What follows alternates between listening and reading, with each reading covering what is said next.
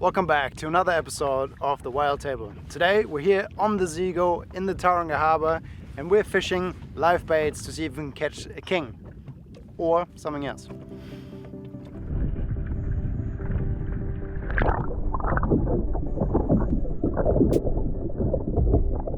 Righto, when you're chasing predatory fish species like kingfish, the best way to go about it is by capturing some live bait. The reason why this works so well is that a living fish at the end of the line gives off movement and vibration that predatory fish species are irrefutably magnetized towards. And generally speaking, one of the easiest methods for obtaining live baits is to use Sabiki rigs. These are a small series of pre-tied hooks that, coupled with small pieces of bait, work very well for capturing small fish around structures, such as this wall. So probably my favorite part of what's happening at the moment is that we're using koi carp from the Waikato to catch these little bait fish. So to me that's kind of a full circle situation. We caught the baits, now we're catching bait with the baits, and then hopefully we're catching kingies with the baits. To me that's a win-win.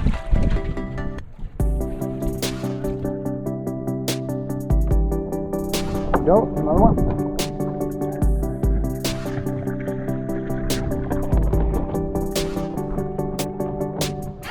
Right, now we got Chizzy on the rod, and Chizzy's going to catch us another livey.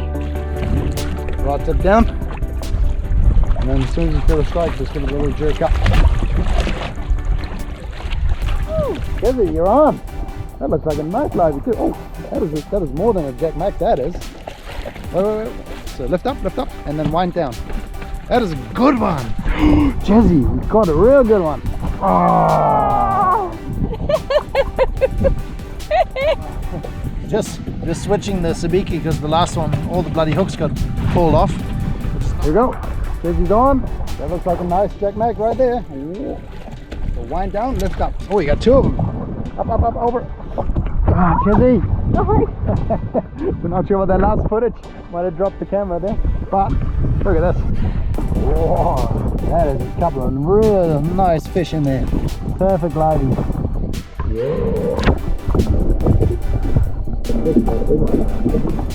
Yeah. Oh, good one. Yeah, that's looking like a good technique. Lift up, wind down. That's it, wind down. Lift up.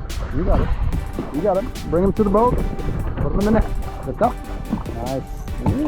Let him fight you a little bit. It's only a really light tackle you got there. That's looking like a real good one. Here we go. Bring him to me, baby. Yep. Up. There you go. Nice. Look at that. Yeah. That's a good one. Look at the size of this Jack Mac. Yeah. Baby, that is the fish. Alrighty, so we got a bin full of Jack Mac, which is awesome. The weather is absolutely horrendous, but hey, sometimes that's really good for fishing. The fish are definitely on the chew, which is freaking awesome. Now we got one of these big ass pink stick baits over here. So in a minute, once we get past these boats, we're gonna chuck the stick bait in the water, and we're gonna trawl that until we can get to our spot. And then as soon as we get there, I'm gonna rig up a couple of live baits and we'll just start fishing for kings straight away. My hopes are real high today. We've been trying for those kings, but no luck. But today, I feel it in me waters. Hey, Chizzy.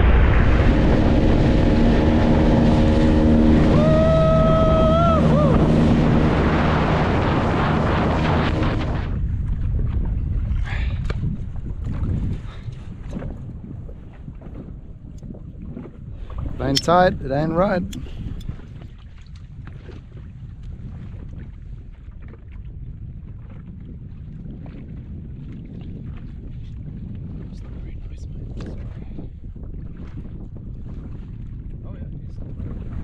Here we go, nice live rig.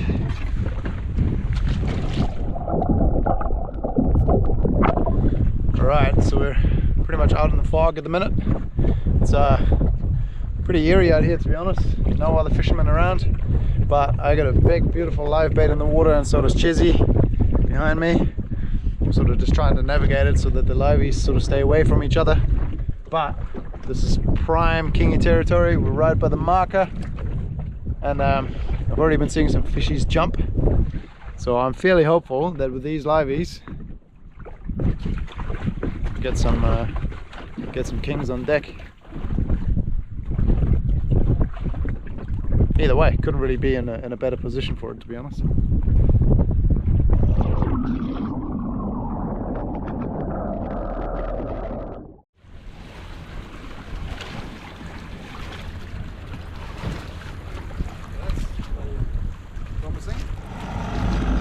Easy peasy. Love this thing. Alright, so this is actually the next day, because yesterday was miserable. We were out here until almost 8 o'clock in the evening. Jessica was going blue. It was freezing cold. It was raining non-stop.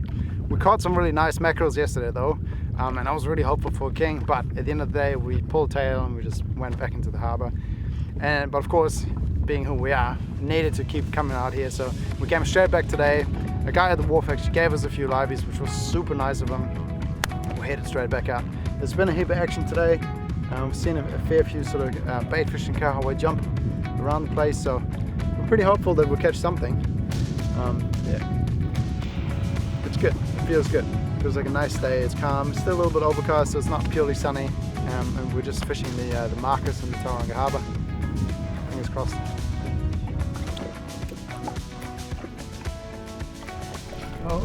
Oh, alive and kicking.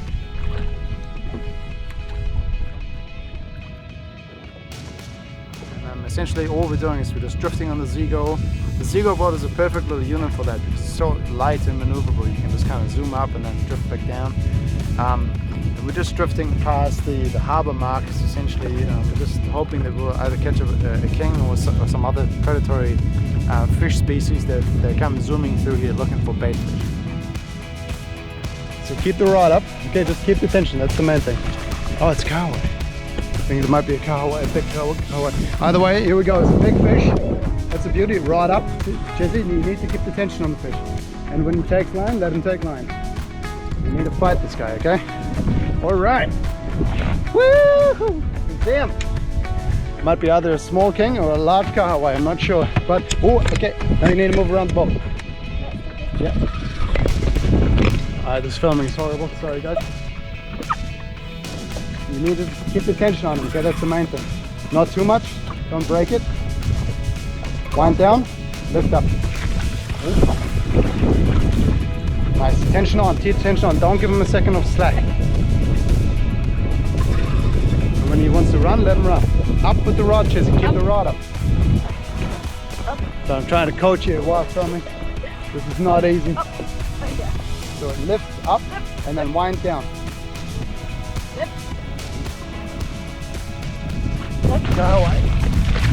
Yeah, baby! Woo! Fucking hell. Okay, hold up. Good Kahawai. Look at. Yeah, baby.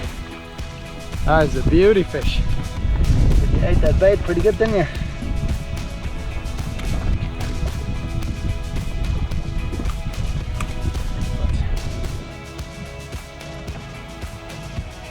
That was a beautiful and successful little fishing trip on the boat.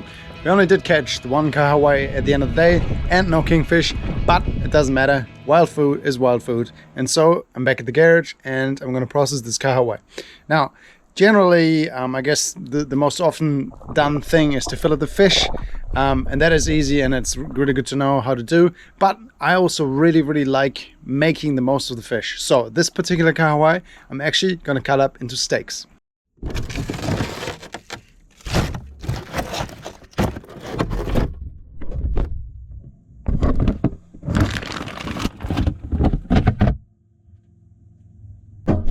So here we have the individual Kahawai steaks.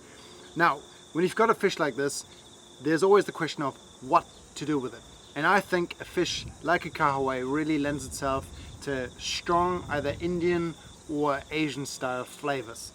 And also that particular style of cooking. So we don't want to cook it like we would cook a snapper with just butter and lemon in a pan. We want to give it a little bit more flavor.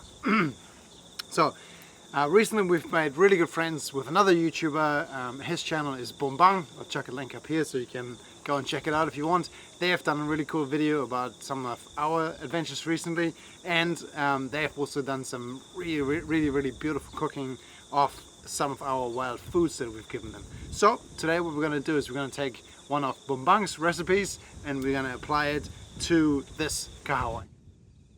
Okay, so our friend Naveen and his crew from the Boombang channel are from a part of India called Kerala, and they are really well known for doing a fish fry, and that is super simple.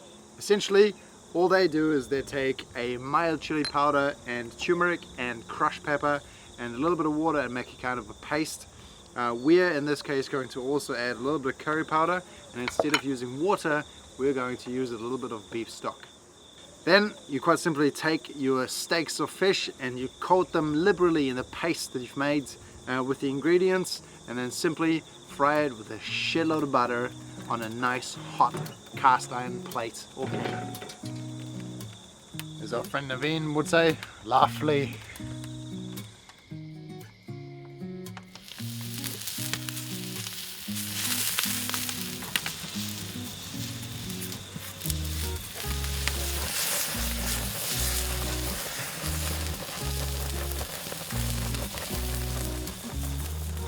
Doing a little test there. I think it might be a touch hot. I don't know, you tell me.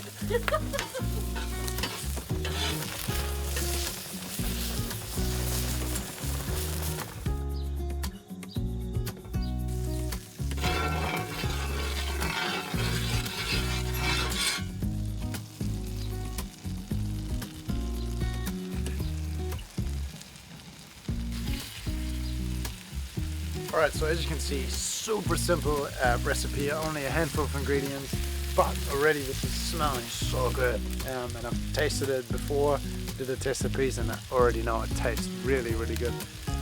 We've also applied the same treatment, the same paste, some corn, which I'm pretty sure is going to come out really beautifully as well. Now, all I'm really going to do is just going to keep lathering with butter, because who doesn't love butter?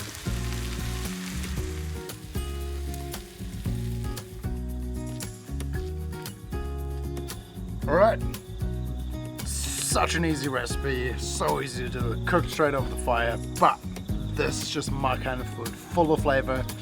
And honestly, Kahawai being one of those fish where some people will tell you that you can't eat it, this just proves it's so wrong. This is delicious. Honestly, I would have this just about every single night of the week. I'm really excited to tuck into this and really try it. I'm sort of been nibbling away, but oh, here you go. It's nice firm fish as well, which is the thing about Kahawai that I really like. It just goes so well with that strong Indian spice.